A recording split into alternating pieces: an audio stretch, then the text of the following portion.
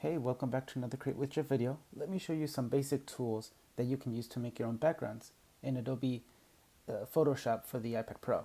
I'm going to start off using the selection tool in the shape of a square to select this football pitch. After that, you want to use the masking tool to the right to make sure that you have your selection done. And you can also use the lasso tool to freely select any part of your picture that you want. For example, I want this hedge.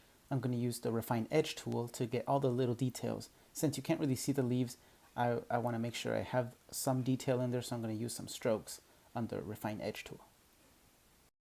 Now that I have the parts that I need selected and masked, separated, I'm going to import a photo that I took from my camera roll, and I'm going to transform it.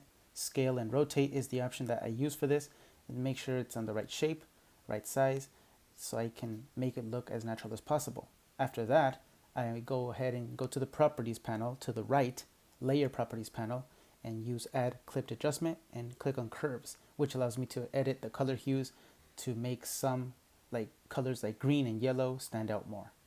And now, after all that hard work, which took a lot more than what you saw in the video, I have my finished product and I made this t-shirt.